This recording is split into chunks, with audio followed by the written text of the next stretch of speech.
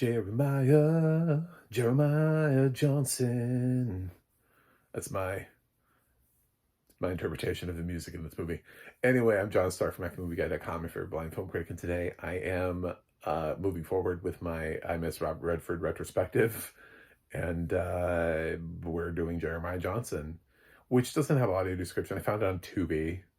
You know, I'm knocking out some Redford films on some platforms that aren't have Tubi's, and they should be doing a lot better with audio description. They introduced it a couple years ago, and they seem to just think that their success in audio description is maintaining approximately 150 titles with audio description every year. Is whatever. You should grow your list. You should be like above 500 by now at least, and you just float around the same amount of titles. Anyway, I don't even know if there's one that exists, but I do know that one of the things that stopped me when Redford passed was I felt like I couldn't do a top 10 films because I was like, wait a minute, I feel like I've seen 10 great performances, but I haven't seen the 10. I bet I haven't seen the 10. So I'm wondering if I have seen the 10. So I decided to check some of the, platforms that I subscribe to, or like Tubi, which we can all subscribe to, and see if there's anything that I missed and round out the performances. I've never seen Jeremiah Johnson, and I'm blind, so technically that was still true. But I did sit through it without audio description. It's a Western, so that wasn't the most rewarding experience of my life. And I had to do some contextual, like, referencing of other people who had seen Jeremiah Johnson to connect it. But I did kind of follow it. Like, I kind of picked up on the idea that that this film, which has a score that sounds like it was written by Simon and Garfunkel, but it's not. It just feels like people who were deeply inspired by Simon and Garfunkel. It's directed by Sidney Pollack, who, definitely one of our biggest directors.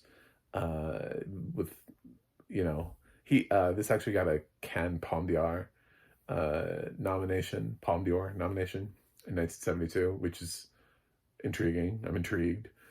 It didn't get any other award pickups or anything. No Oscar nominations, nothing like that. But it just got this random errant Palme d'Or nomination. So, cool little folksy music to help that sort of like David Crockett feeling of this guy who wants to be a mountain man. So he goes off. He just sets out. He's a former soldier that sets off into the Rockies to become a mountain man, and it doesn't go well for him at first. I loved when he found he finds a dead body and he takes the gun, and there's a guy that like froze to death, and he wrote this letter bequeathing the gun. He's like, I hope the next person who finds this gun is a white man. I was like, oh God, it's one of those movies. We've got, whew, I'm in store. But then also at the same time, it was like, yours truly, Hatchet Jack. I was like, who? You're telling me that this uneducated, random dude put yours truly in a death letter, bequeathing his gun to a random stranger who he's not even sure can read this? Anyway, the 70s. So it's a video game. This is a video game that you just can't play.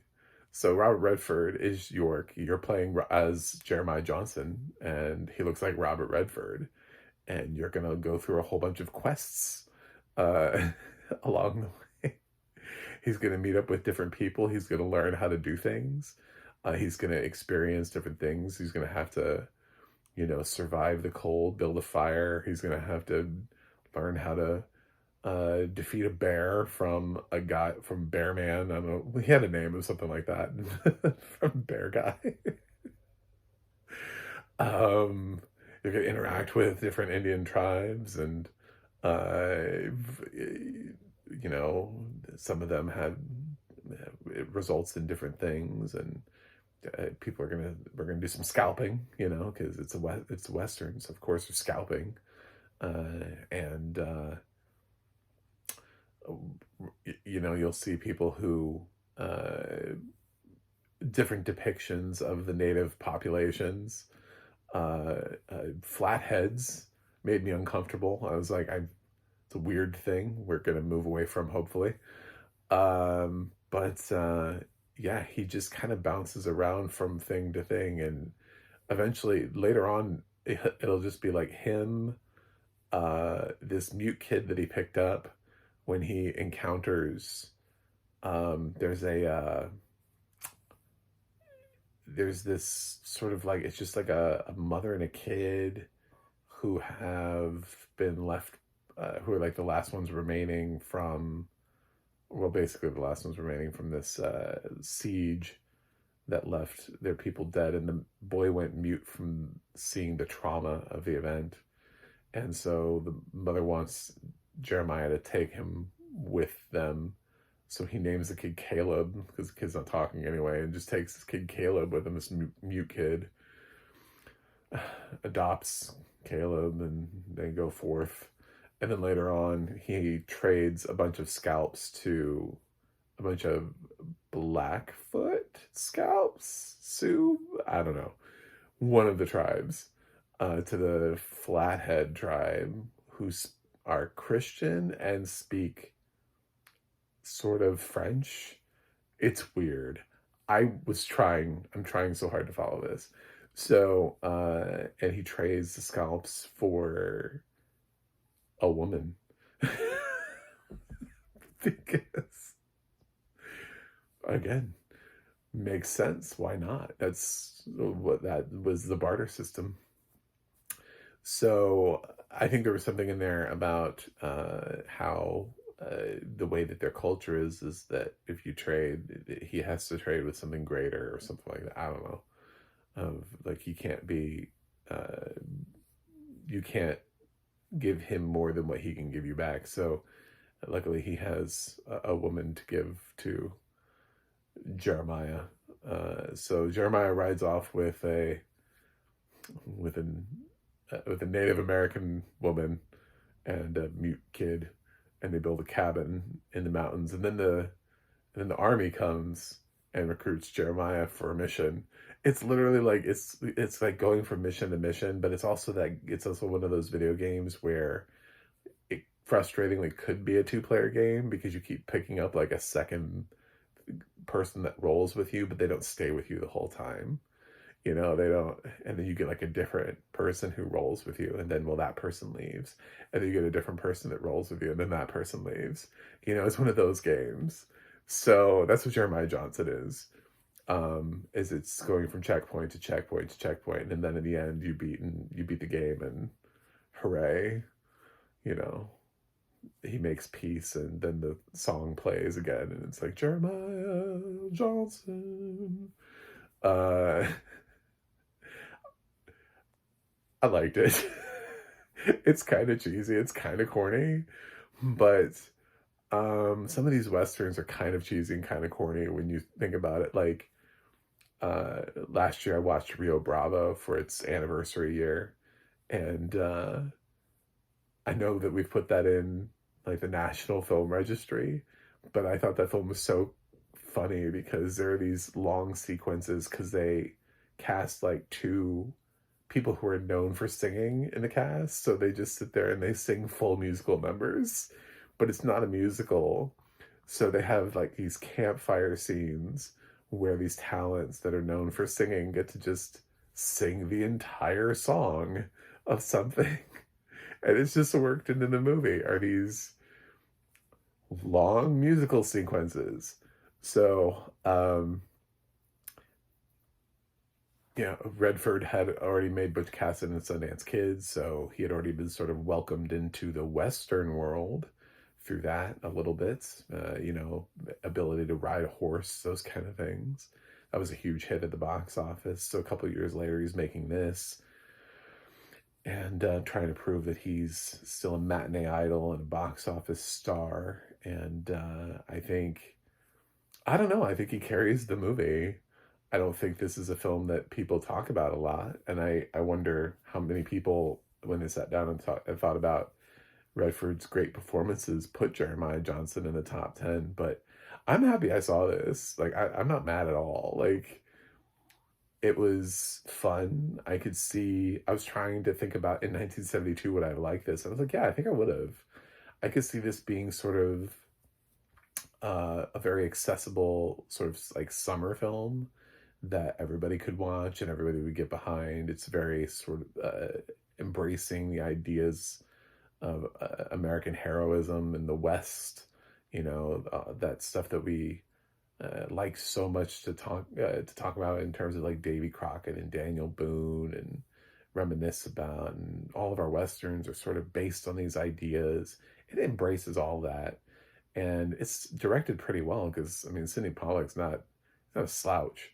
So, but it is to compare it to a video game in 1972, they didn't have.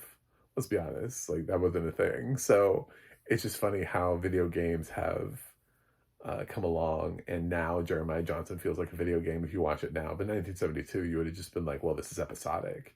It's just like little chapters. It feels like Jeremiah Johnson did all these stories. He's based on a real person who I think is, it's loosely based on a real person. One of those things where it's like, yeah, there was a guy who was kind of named that and who did some similar things, but maybe wasn't as great of a hero as this, so we're gonna make it a little bit friendlier. So, if you have a chance to check out Jeremiah Johnson, go ahead, do it. I think you should. And if you're still doing what I'm doing, which is checking out Robert Redford movies, let me know what you think. What are your favorite Redford titles? Put them in the comments. Let me know what you like. Maybe I'm missing. Maybe as I'm going through this stuff, I'm still trying to find other titles that I haven't seen yet. I'm thinking I still may revisit some of the ones that I liked and I've already seen before. I really want to see Up Close and Personal again. It's going to be, I think I'm going to, that review is coming eventually. I think I'm like the only person who loves that movie. It has like a 30% on Rotten Tomatoes, and I think it's time for me to go to battle for that. Feels like the right time and place. But Jeremiah Johnson, shockingly for a Western, I was able to follow it pretty well. I was able to pick up on it. There was a lot of stuff in the dialogue. It's kind of like, maybe it's not written the best, because like nowadays I feel like, for example, like with the letter, like I never would have known what was on that letter because Robert Redford would have never read that out loud. They would have had it like shown on screen and been like, well, our audience can read. So why would we have a man who's by himself read it out loud to no one? But in 1972, Sidney Pollack was like, yeah, this makes sense. This is absolutely what we would be doing in film right now. So I benefited a lot from that, and a little bit of clunky writing where it's a little expository and I'm able to understand what's happening. So because of that, I was able to follow it a little bit more than I thought I was going to. And then in between, you have these cool little like folksy numbers, these little like Simon and Garfunkel-y, type numbers. So, hey, Mrs. Robinson. Hey, Jeremiah Johnson. Jesus loves you more than you will know. Whoa. I don't know. Jeremiah Johnson. What grade am I giving you? Is it my favorite Redford film? No. Is it a good one? Yeah, I think it's a good one. I think this is a good one. I'm not going to begrudge it. It's hard for me to go too high without the audio description, but at the same time, it's 1972. I don't know. Is there audio description? Are we ever going to put audio description on? I don't know. That's the problem with watching classic film is, will it ever happen? And it's kind of silly at times. I'm not going to lie. I think there are more serious Westerns if you're looking for that. But this is so optimistic and so hopeful that it's entertaining. It's an entertaining Western, which is We don't need them to all be dark and dreary and revenge driven and all those kind of things. This has some charm to it. It has that Redford charm to it. I'm going to give Jeremiah Johnson a 7.2 out of 10. I feel like that's about right. So, anyway, thanks for watching. Thanks for subscribing. And I will see you guys on the other side.